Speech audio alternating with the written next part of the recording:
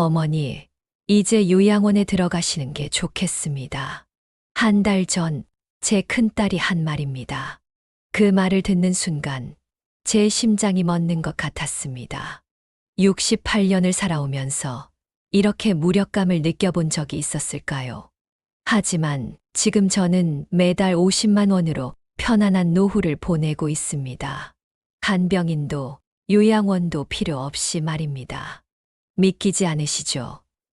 제가 찾은 특별한 방법을 오늘 여러분께 들려드리겠습니다. 잠시 통계 하나를 말씀드리겠습니다. 지난해 기준으로 매달 300만 원이 넘는 요양원비를 내는 노인이 전체의 67%라고 합니다.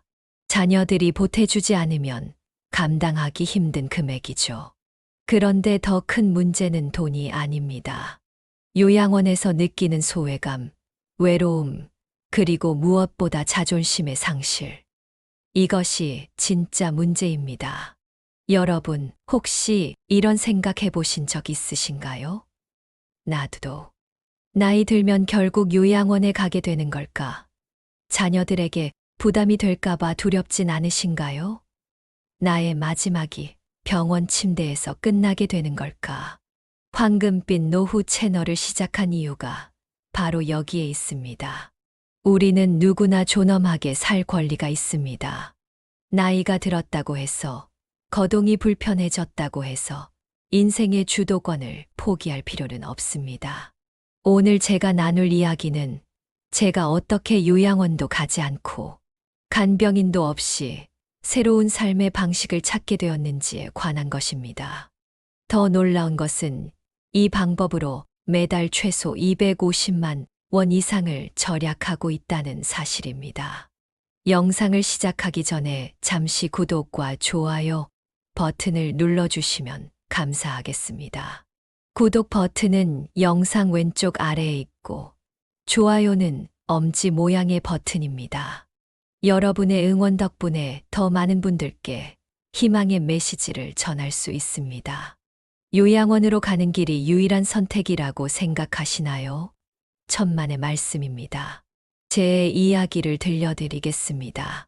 40년을 함께한 남편을 먼저 보내고 홀로 남은 그날부터 제 고민은 시작되었습니다. 자녀들은 각자의 삶이 있고 저는 그들에게 짐이 되고 싶지 않았습니다. 하지만 혼자 사는 게 점점 더 힘들어졌고 결국 예상치 못한 사고가 찾아왔습니다. 그날은 평범한 아침이었습니다.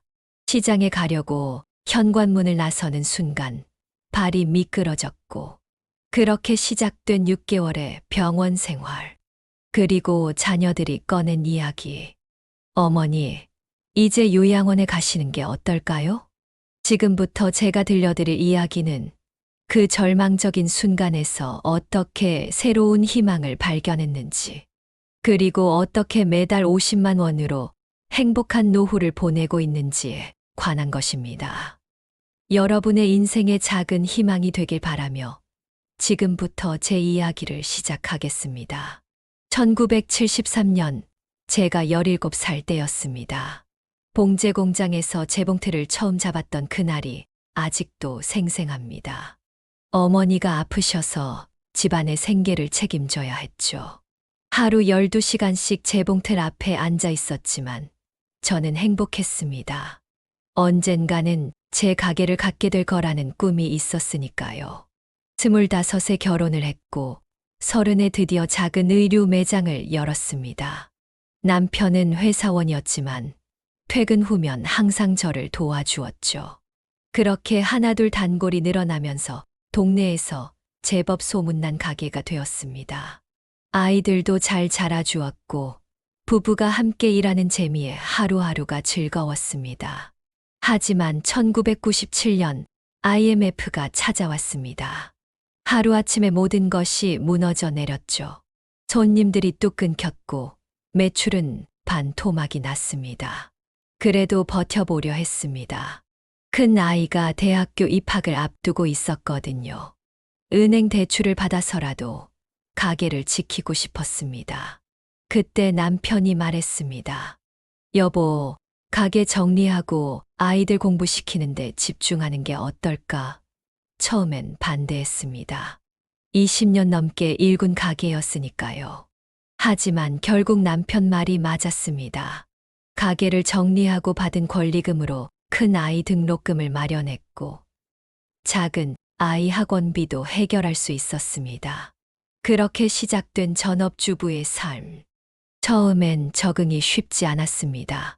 매일 아침 일어나면 가게 문을 열어야 할 것만 같았거든요. 하지만 아이들이 잘 자라는 모습을 보며 위안을 삼았습니다.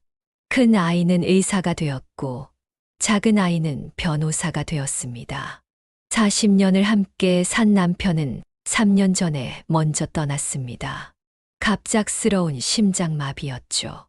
그날 아침만 해도 여보, 나 먼저 출근할게라며 웃으며 나갔는데 그게 마지막 인사가 될 줄은 꿈에도 몰랐습니다.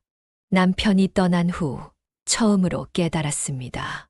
혼자 사는 노인의 삶이 이토록 힘들 거라는 걸요. 병원에 가는 일조차 큰 산이 되었습니다. 긴 줄을 서서 기다리다 보면 다리가 아파왔고 집으로 돌아오면 온몸이 무너져 내릴 것 같았습니다. 물론 자녀들이 있었지만 그들의 바쁜 생활을 알기에 도움을 청하기가 망설여졌습니다. 의사인 큰아이는 응급실 당직이 잦았고 변호사인 작은 아이는 재판 준비로 항상 바빴으니까요.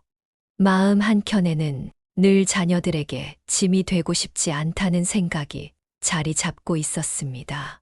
그러던 어느 날 시장에 가던 중 발을 헛디뎌 크게 넘어졌습니다. 의식을 잃었다가 깨어나 보니 병원 응급실이었죠. 의사는 고관절이 골절되었다며 최소 6개월의 치료가 필요하다고 했습니다. 그때 자녀들이 제안했습니다.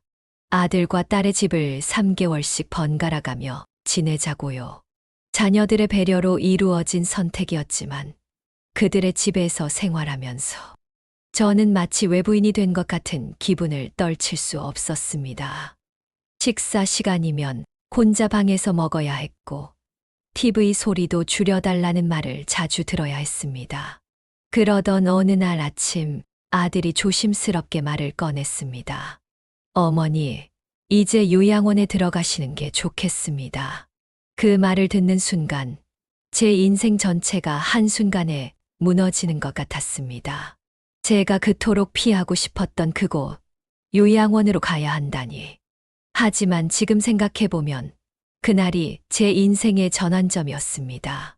그날 이후로 제가 어떻게 새로운 삶의 방식을 찾게 되었는지, 그리고 어떻게 50만 원으로 행복한 노후를 보내게 되었는지, 지금부터 차근차근 말씀드리겠습니다. 큰 딸의 집으로 들어간 첫날, 제 방이 될 공간은 작은 서재였습니다. 어머니, 죄송해요. 원래는 손님방이 있었는데 애들 공부방으로 써야 해서. 딸의 말끝이 흐려졌습니다. 저는 괜찮다고 웃어 보였지만 가슴 한켠이 묵직해지는 걸 느꼈습니다. 첫 저녁 식사 시간, 식탁에 둘러앉은 가족들 사이에서 왠지 모를 불편함이 감돌았습니다. 사위는 휴대폰만 들여다보았고 손주들은 어색한 듯 말이 없었습니다. 어머니, 혹시 방에서 드시는 게 편하실까요? 애들이 공부할 시간이라. 딸의 말에 저는 얼른 그러자고 했습니다. 그날부터 저는 매 끼 니를 혼자 방에서 먹어야 했습니다. 젓가락이 그릇에 닿는 소리조차 조심스러웠습니다. 어느 날 아침 며느리가 문을 열고 들어왔습니다. 어머님, 젓가락 소리가 너무 커요. 애들이 아침부터 집중을 못해서. 그 말을 듣는 순간 목구멍으로 넘어가던 밥알 하나가 돌처럼 느껴졌습니다. 화장실도 마음대로 갈 수 없었습니다. 밤에는 화장실 가는 발소리가 시끄럽다며 가급적 참았다가 아침에 가달라고 했습니다. 어느 날은 너무 급해서 한밤중에 화장실에 갔다가 며느리의 한숨 소리를 들었습니다. 애들 시험 기간인데 TV는 아예 포기했습니다. 할머니, 우리 내일 시험이에요. TV 소리가 거실까지 들려요. 손주들의 말에 저는 TV를 끄고 천장만 바라보며 누워 있었습니다.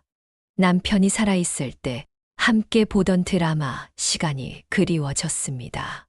3개월 뒤, 이번엔 아들의 집으로 옮겨갔습니다. 하지만 상황은 크게 다르지 않았습니다. 오히려 더 심했을지도 모릅니다. 며느리는 저를 볼 때마다 한숨을 쉬었고, 손주들은 제가 있는 방향은 쳐다보지도 않았습니다. 식사 시간이면 주로 이런 대화가 오갔습니다. 여보, 우리 둘째 학원비가 또 올랐대. 어머님 모시는데 들어가는 비용도 만만찮은데 말이야. 마치 제가 없는 사람처럼 그들은 저를 비용으로만 계산했습니다. 가장 서러웠던 건 손주들과의 관계였습니다. 예전에는 제가 집에서 만든 김밥을 들고 놀러 가면 손주들이 얼마나 좋아했었나요? 할머니가 세상에서 제일 맛있는 김밥을 만들어요. 라고 자랑하던 아이들이었는데, 이제는 제가 건네는 간식도 엄마가 먹지 말래요. 라며 거절했습니다. 어느 날은 큰 손주의 숙제를 도와주려다가 큰 실수를 했습니다. 할머니, 이제는 교육 방식이 달라졌어요. 할머니가 하시면 더 헷갈려요. 며느리의 말에 저는 그만 눈물이 났습니다. 화장실에 숨어서 훌쩍이는데 밖에서 들리는 며느리의 한숨 소리가 가슴을 더 아프게 했습니다. 시간이 지날수록 저는 점점 더 작은 존재가 되어갔습니다. 방 안에서도 기침 소리를 죽여야 했고, 화장실도 가족들이 모두 잠든 후에만 가야 했습니다. 텔레비전은 꿈도 꾸지 못했고, 부엌에 가는 것조차 허락을 구해야 했습니다. 자녀들의 집은 결코 제 집이 될 수 없었습니다. 예전에 어르신들이 하시던 말씀이 떠올랐습니다. 부모의 집은 자식의 집이 될 수 있어도 자식의 집은 결코 부모의 집이 될 수 없다. 그 말씀이 이렇게 뼈아프게 와닿을 줄은 몰랐습니다. 6개월이 지나고 몸이 어느 정도 회복되자 저는 서둘러 제 집으로 돌아왔습니다. 하지만 이제 제 앞에는 또 다른 선택이 기다리고 있었습니다. 요양원이냐 간병인이냐. 그때 저는 몰랐습니다. 제 인생을 바꿀 특별한 만남이 기다리고 있다는 것을. 지금 이 이야기를 들려드리는 이유는 많은 분들이 저와 비슷한 상황에 계실 거라 생각하기 때문입니다. 자녀에게 짐이 되고 싶지 않은 마음, 하지만 혼자서는 불안한 마음. 그 어려운 갈림길에서 저는 제3의 길을 발견했습니다. 그 길이 어떤 것이었는지 지금부터 말씀드리겠습니다. 그날도 평소처럼 아파트 단지 입구에 있는 작은 마트에 들렀습니다. 무거운 물건은 배달시키고 간단한 반찬거리만 사러 간 거였죠. 그런데 마트 안쪽에서 들려오는 부부의 다툼 소리가 제 발걸음을 멈추게 했습니다. 여보, 우리 수민이가 얼마나 두리안을 먹고 싶어 했는데 이번 한 번만 사주면 안 될까요? 젊은 아내의 목소리가 들렸습니다.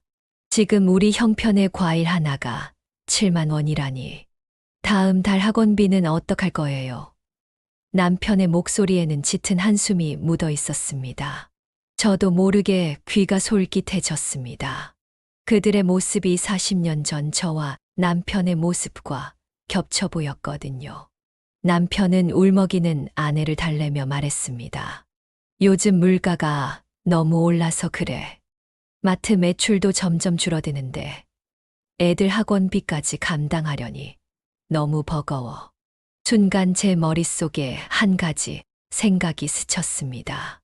이 부부에게도 도움이 되고 저에게도 도움이 될 만한 아이디어였죠. 저기, 혹시 잠깐 이야기 좀 나눌 수 있을까요? 떨리는 목소리로 말을 건넸습니다.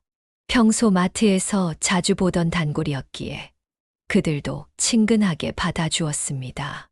실은 제가 제안을 하나 하고 싶은데 매일 잠깐씩 제 집에 와서 빨래도 해주고 청소도 해주고 간단한 식사 준비만 해주시면 매달 50만 원을 드리면 어떨까요? 부부는 순간 놀란 듯 서로를 바라보더니 고개를 저었습니다. 아이고, 할머니, 저희가 어떻게 돈을 받아요?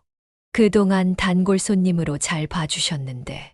하지만 제가 다시 한번 진심을 담아 말했습니다.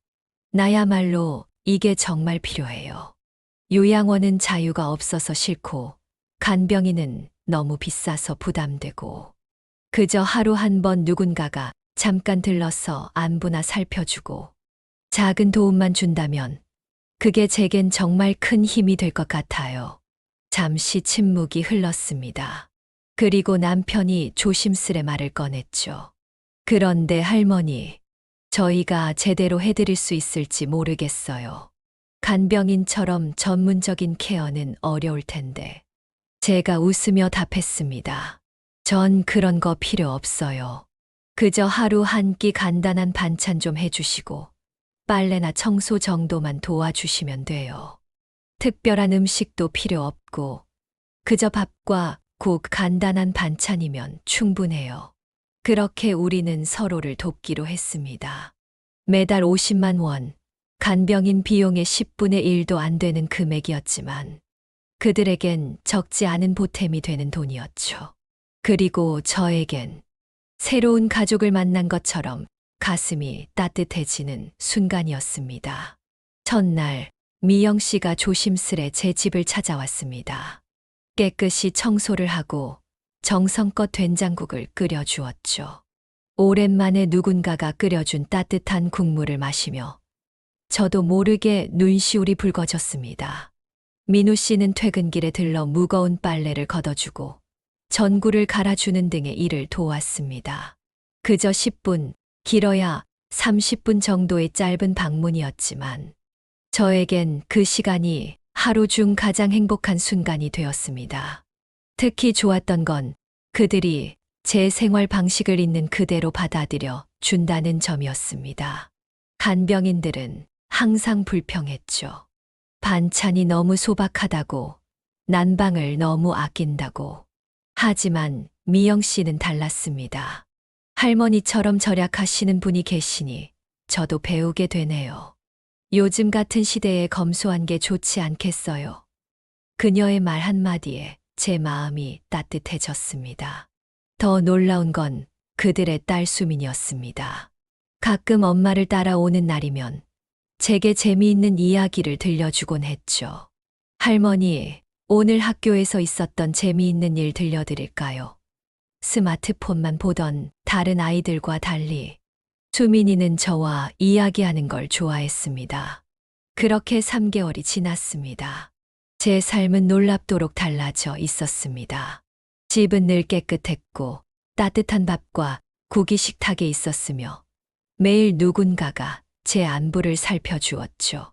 하지만 가장 큰 변화는 제 마음가짐이었습니다. 더 이상 미래를 두려워하지 않게 된 거죠.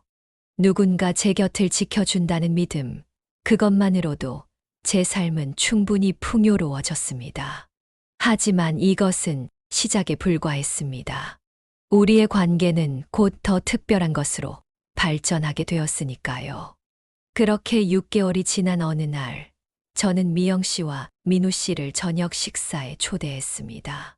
수민이도 함께였죠. 오랜만에 제가 직접 요리를 했습니다.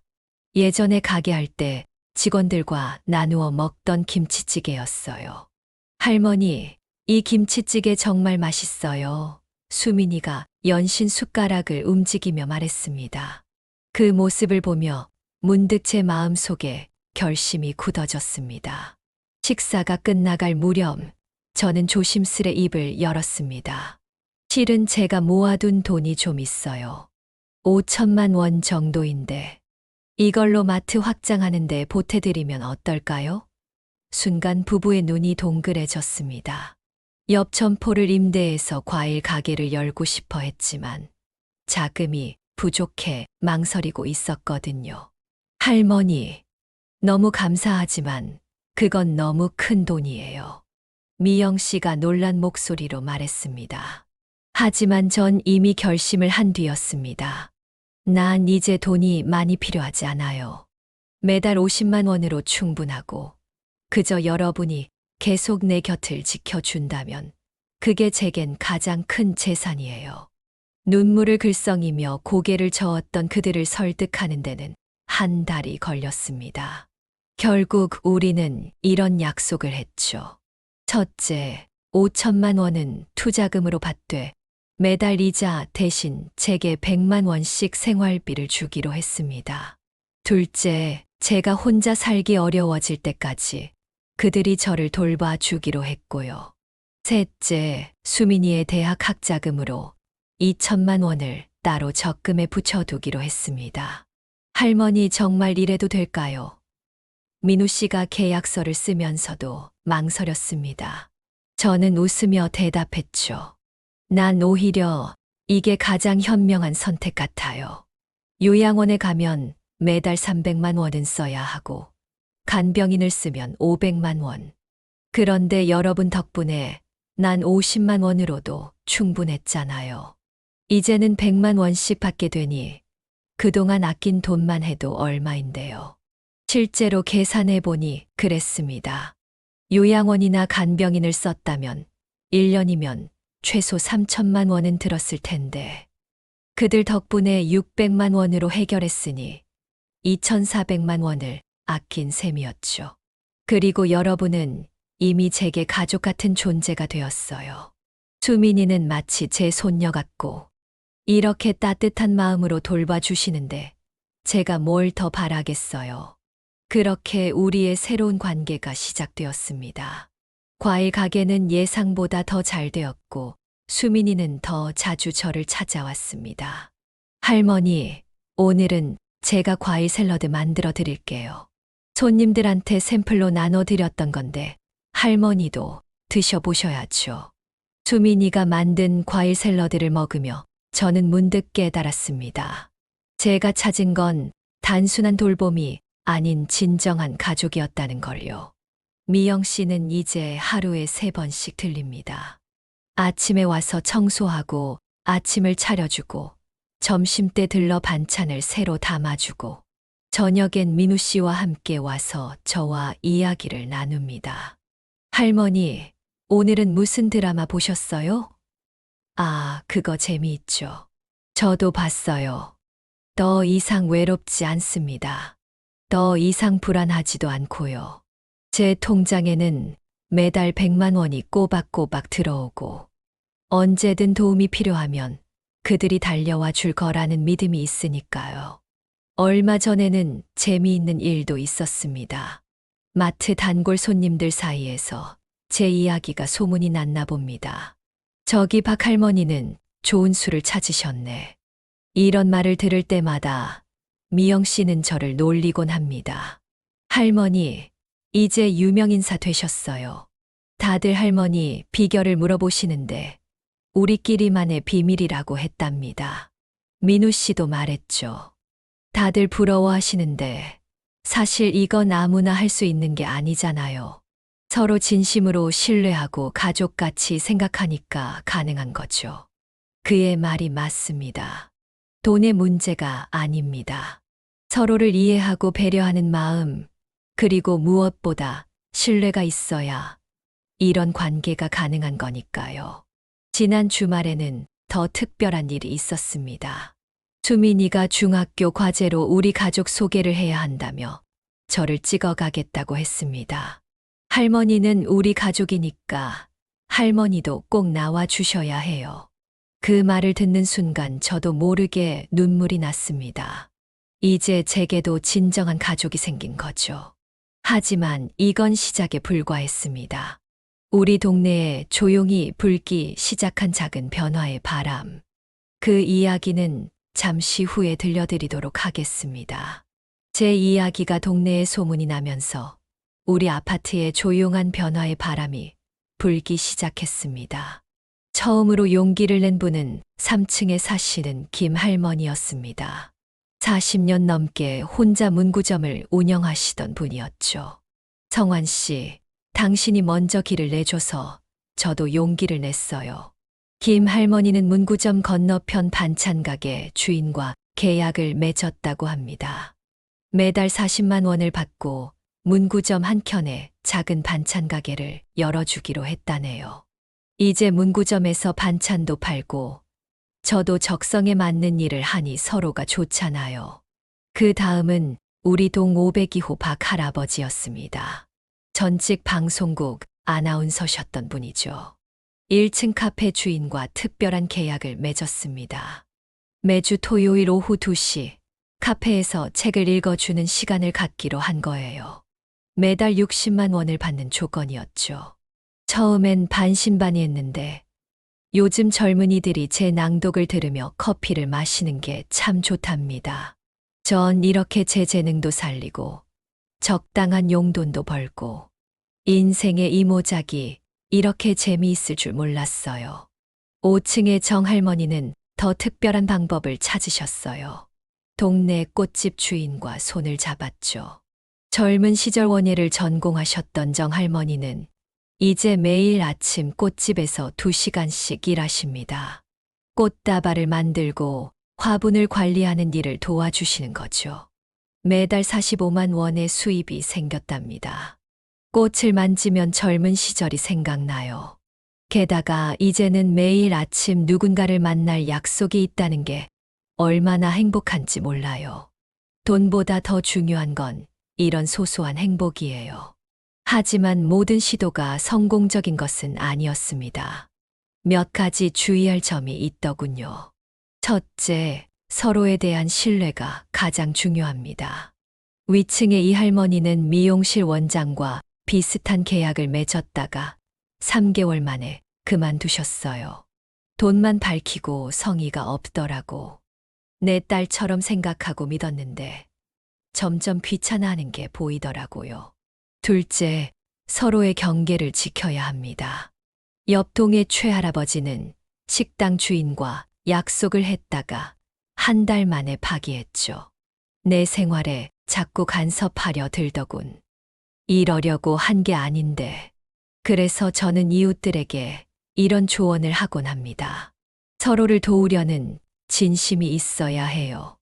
돈이 전부가 아니라 정이 통해야 하는 거죠. 우리 동네의 작은 변화는 곧 더 큰 관심을 불러왔습니다. 얼마 전에는 구청 노인복지과에서 담당자가 찾아왔더군요.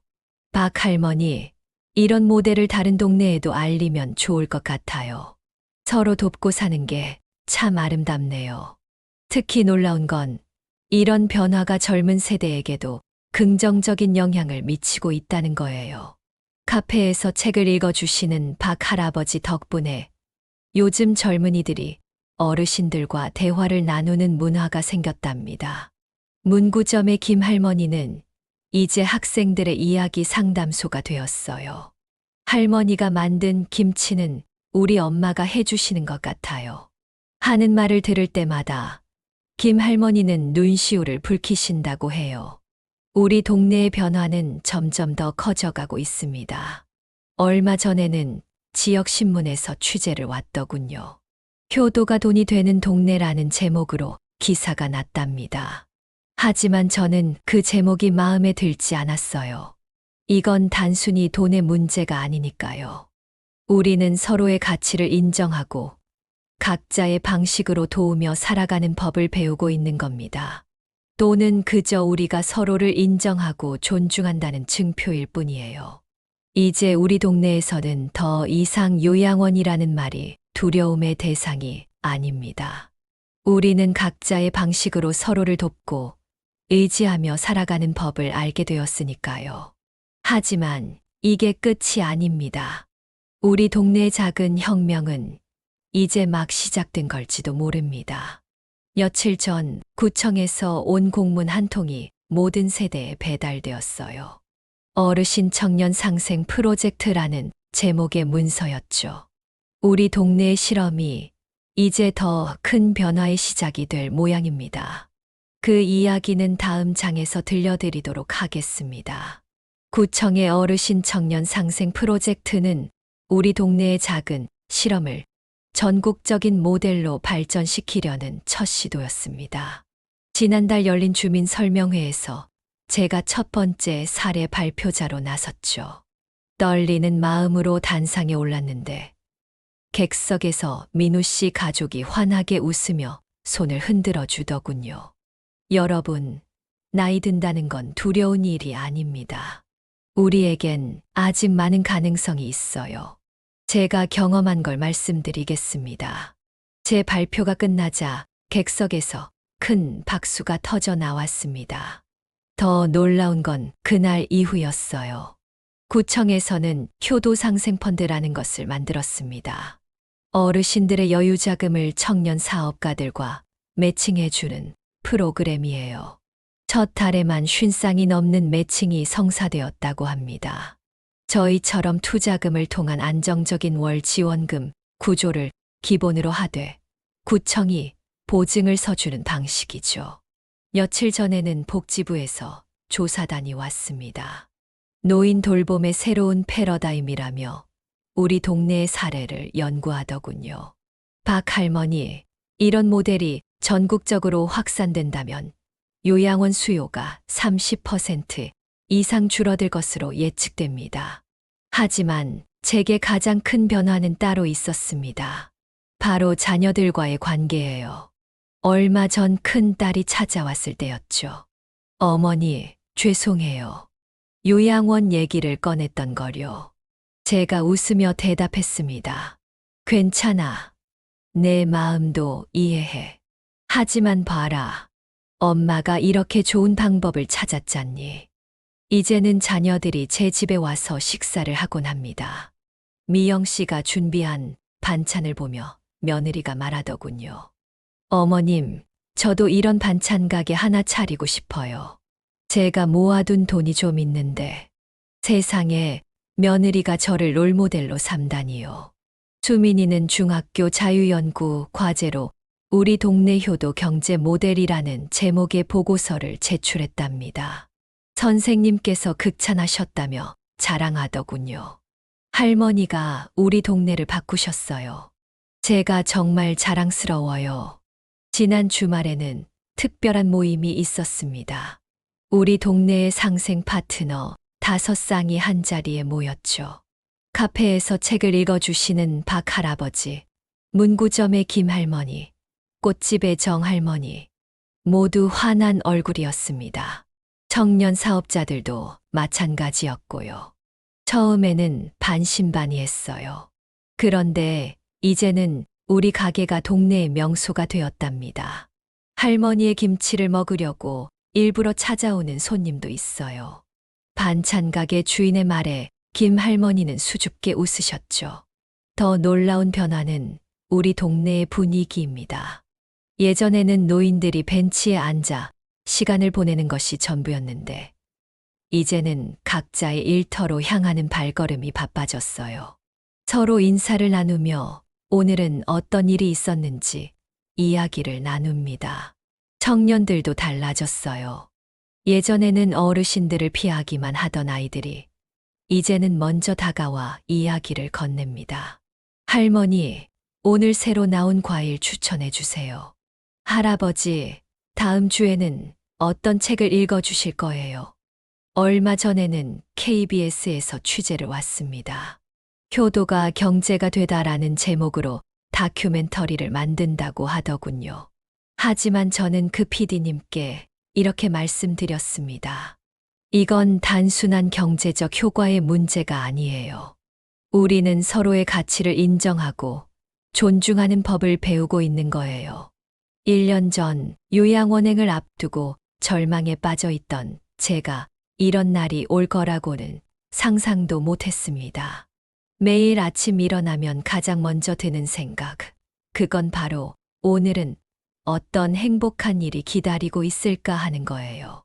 미영 씨는 이제 제 딸 같은 존재가 되었고, 수민이는 친손녀보다 더 가깝게 느껴집니다. 민우 씨는 매일 퇴근길에 들러 어머님, 오늘도 좋은 하루 보내셨죠? 라고 묻습니다. 그리고 저는 매일매일 새로운 대답을 준비합니다. 여러분, 나이 드는 게 두렵지 않습니다. 외로움이 찾아올까 걱정하지 않습니다.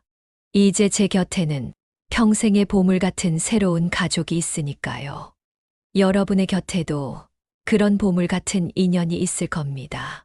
그저 미처 발견하지 못했을 뿐이죠. 우리 모두가 황금빛 노후를 꿈꿀 자격이 있습니다. 그 꿈을 이루는 방법이 멀리 있는 것은 아니에요. 오히려 가까이 우리의 일상 속에 있을지도 모릅니다. 여러분도 이제 그 특별한 여정을 시작해 보시는 건 어떨까요? 지금까지 제 이야기를 들어주셔서 감사합니다. 마지막으로 여러분께 꼭 전하고 싶은 말씀이 있습니다. 첫째, 노후에 대한 두려움. 그것은 우리 모두가 가지고 있는 감정입니다. 하지만 기억하세요. 요양원이나 간병인만이 유일한 해답은 아닙니다. 우리 주변에는 생각보다 더 많은 가능성이 있습니다. 둘째, 경제적인 부담을 줄이는 방법은 반드시 존재합니다. 제 경우에는 500만 원의 간병인 비용을 50만 원으로 줄일 수 있었죠. 여러분도 각자의 상황에 맞는 해결책을 찾으실 수 있을 거예요. 셋째, 가장 중요한 것은 서로에 대한 신뢰와 존중입니다. 돈은 중요하지만 그것만으로는 충분하지 않아요. 진정한 관계는 서로를 이해하고 배려하는 마음에서 시작됩니다. 오늘 아침에도 수민이가 학교 가기 전에 들러 인사를 했습니다. 할머니, 오늘은 발표회가 있어요. 잘할 수 있게 응원해 주세요. 그 아이의 환한 미소를 보며 생각했습니다. 2년 전 제가 요양원행을 결심했던 그때로 돌아간다고 해도 저는 같은 선택을 했을 것 같아요. 아니, 오히려 더 일찍 이런 선택을 했어야 했는지도 모릅니다. 여러분께 구체적인 실천 방법을 제안하고 싶습니다. 먼저, 너무 서두르지 마세요. 요양원이나 간병인을 선택하기 전에 주변을 한번 살펴보세요. 때로는 가장 좋은 해답이 가장 가까운 곳에 있다는 걸 잊지 마세요. 둘째, 이제 돈의 가치를 다시 생각해 보세요. 많은 돈을 써서 편안함을 사는 것보다 적은 돈으로 신뢰와 애정을 얻는 게 더 값진 일일 수 있습니다. 셋째, 마음을 열어보세요. 나이 들었다고 해서 꼭 외롭게 살 필요는 없습니다. 새로운 인연을 만날 준비만 되어 있다면 언제든 새로운 가족을 만날 수 있어요. 오늘 아침에도 미영 씨가 해준 된장국을 먹으며 생각했습니다. 행복이란 게 참 이런 거구나. 따뜻한 국물 한 그릇, 반찬 두어 가지, 그리고 매일 아침 누군가가 건네는 할머니, 안녕히 주무셨어요? 이 말 한마디면 충분합니다. 여러분도 이런 행복을 꼭 찾으시길 바랍니다. 이 영상이 도움이 되셨다면 구독과 좋아요 버튼을 눌러주세요. 알림 설정도 해주시면 더 좋고요. 여러분의 응원이 있다면 더 많은 분들께 도움이 되는 따뜻한 이야기를 계속해서 들려드리고 싶습니다. 마지막으로 한 말씀만 더 드리겠습니다. 나이 드는 게 두렵지 않습니다. 외로움이 찾아올까 걱정하지 않습니다. 이제 제 곁에는 평생의 보물 같은 가족이 있으니까요. 여러분의 곁에도 그런 보물 같은 인연이 있을 겁니다. 그저 미처 발견하지 못했을 뿐이죠. 오늘도 시청해 주셔서 감사합니다. 여러분의 하루하루가 따뜻한 행복으로 가득하길 바랍니다. 다음 영상에서 다시 만나요. 안녕히 계세요.